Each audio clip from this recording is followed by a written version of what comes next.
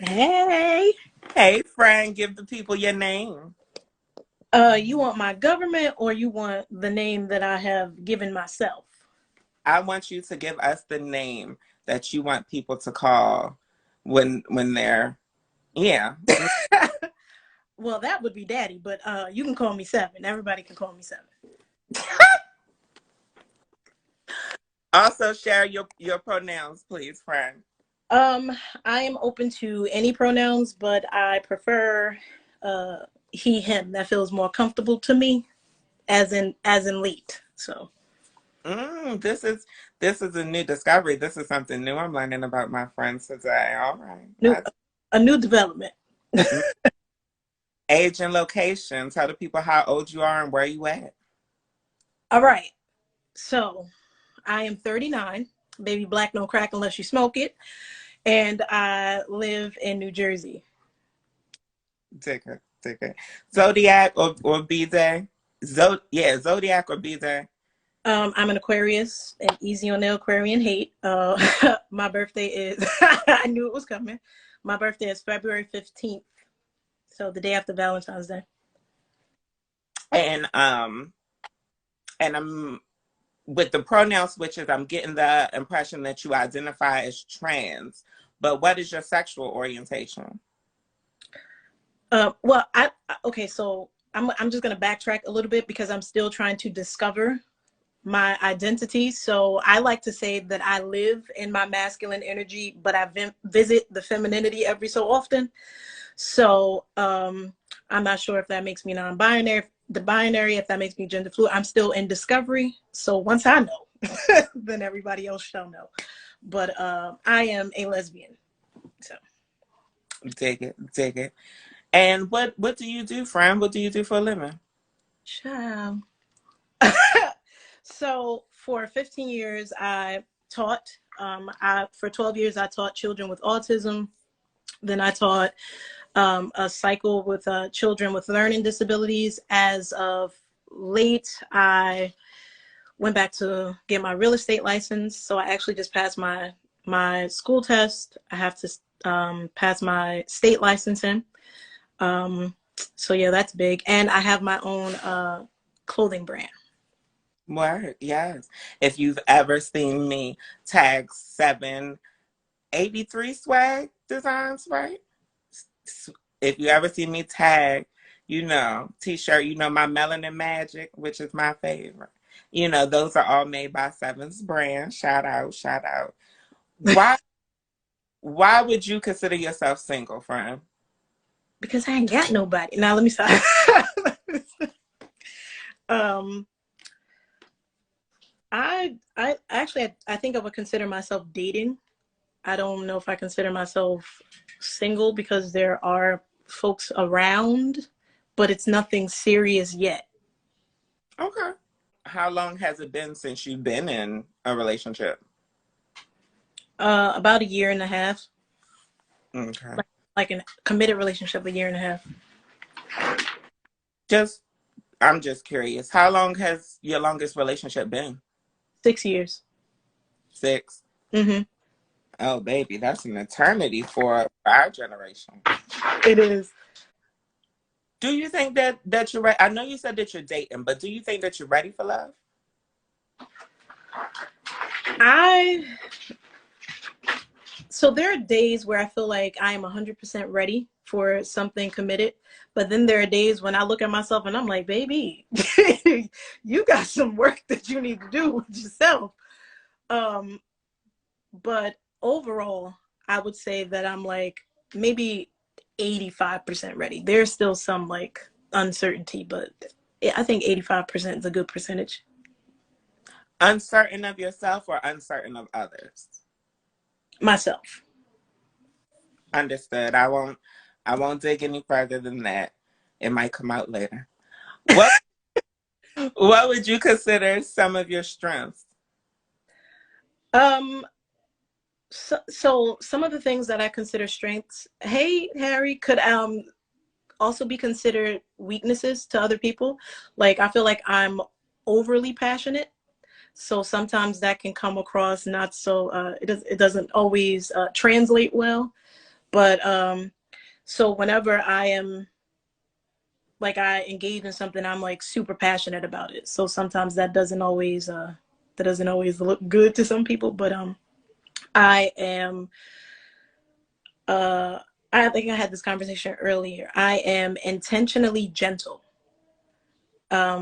because I do realize that sometimes there's a beast that resides. So I try to keep that guy at bay. So there's intentional gentility. So Okay.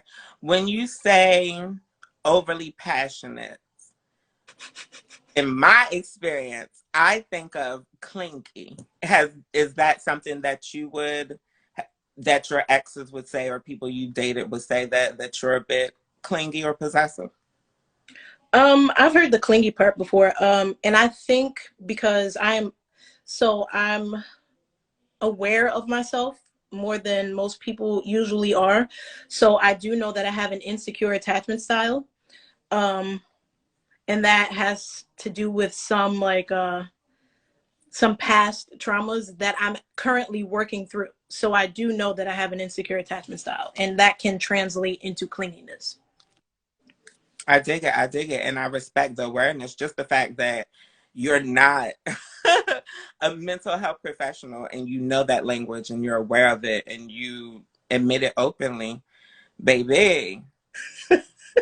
That says a lot. That says a lot. That clearly says that you're someone who's intentionally working on themselves. Right.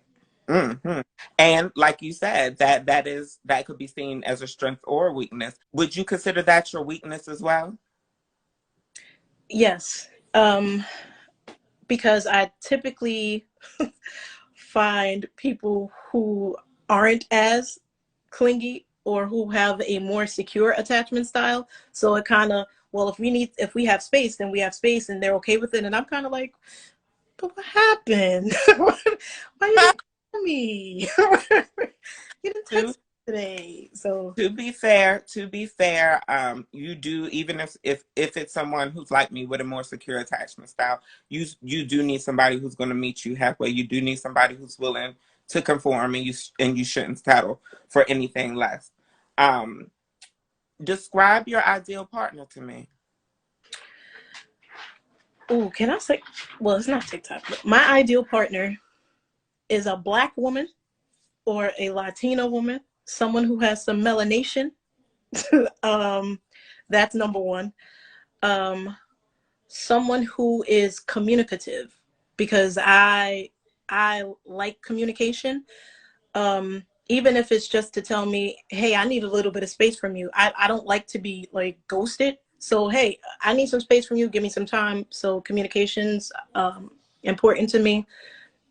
Someone who is family oriented, because my family is huge and all up and through each other's business all the time. Um, Communicative. Um, Someone who's kind, someone who's not selfish or self-centered, because I've dealt with that enough. No, thank you. I'm done. um, and someone that I am attracted to. I'm not going to sit there and overlook that, because I hate when people say, "Oh, attraction's not important because you can develop." Yes, you can develop attraction, but I gotta feel something first for there to be something else. I feel like my like attraction is all over the place. So I'm just saying I need to be attracted to you. I don't care what anybody else, but I need to have some sort of attraction to you. So I dig it. I dig it.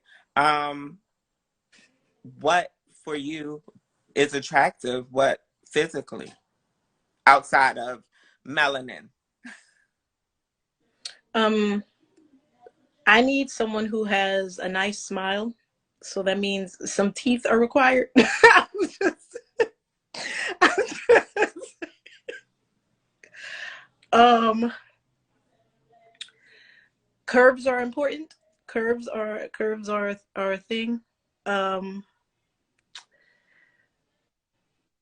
Good skin is a thing. I don't. That sounds so superficial. Ooh, but, but We all have our preferences. Come on now.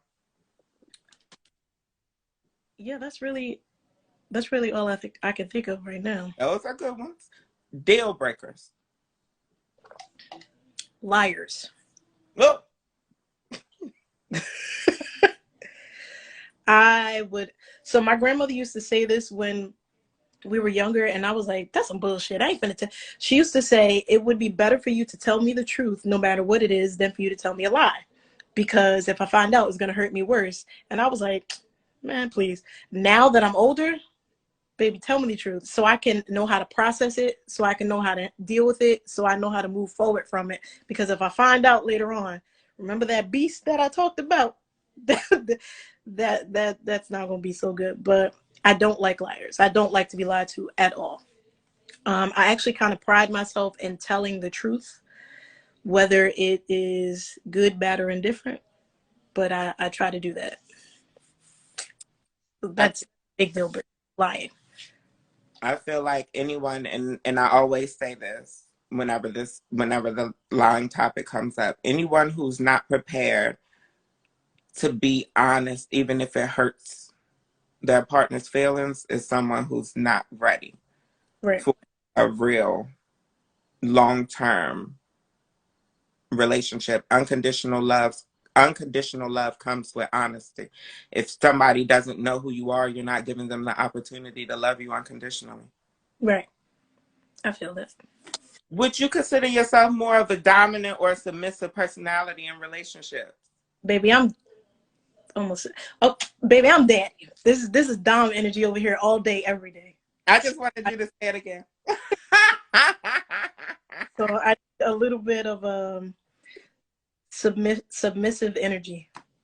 So I get that. I get that. Is physical intimacy important to you when dating?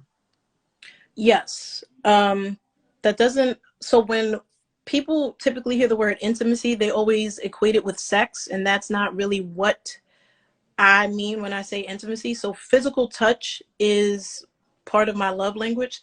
So even if we're just like hanging out watching a movie, like put your legs on me, touch, rub my head, do something, like touch is important to me. So I mean, if it leads to some other things, that's fine, but that's not always the goal. That's not always the goal. Since we're there, when was the last time you'd say that you were physically intimate with someone? Jesus Christ.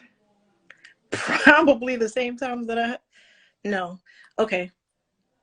So some sort of physical intimacy maybe 3 months ago.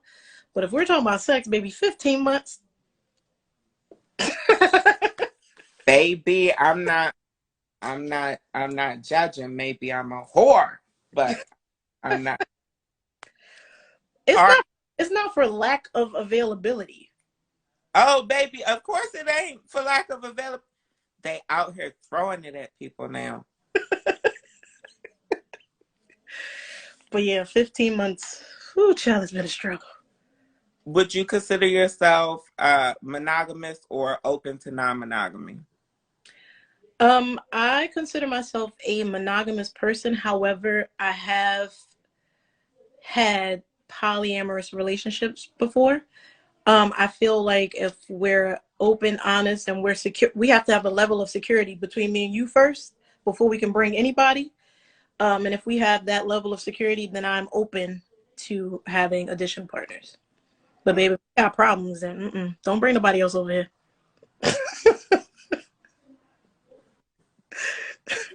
Okay, I love that point. I love that point, and I'm glad that you made it.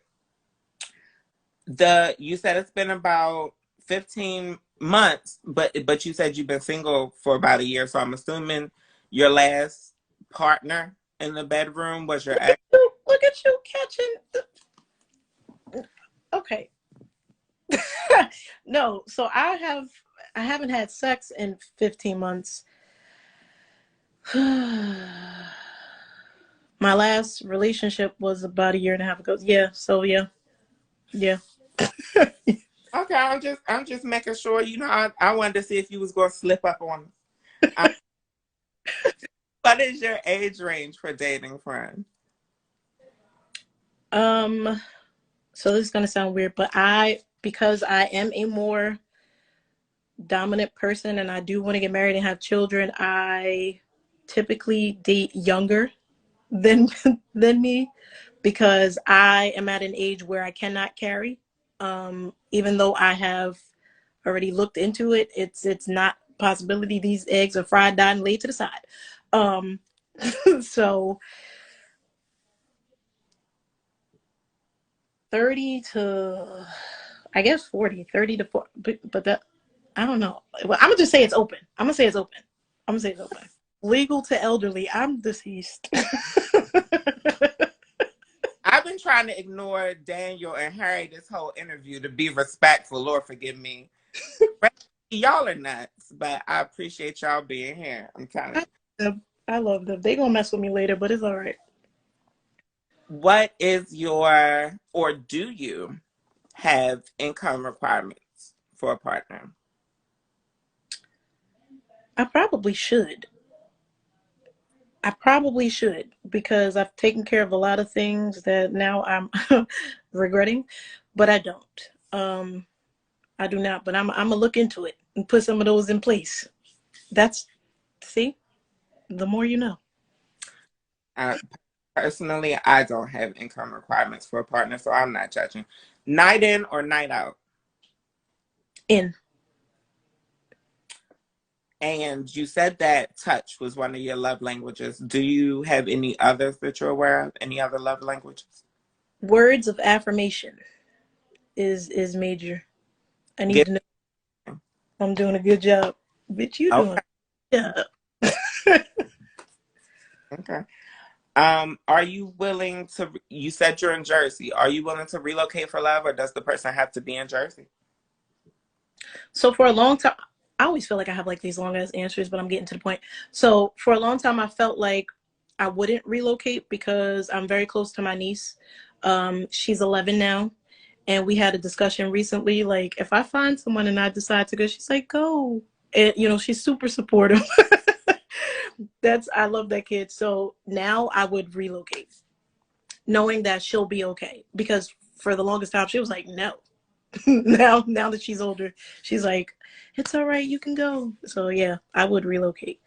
But it Yeah, better that's be by the time they get to around 13, that's when they start doing their own thing, and they like, get out my damn face. But it's about right on time.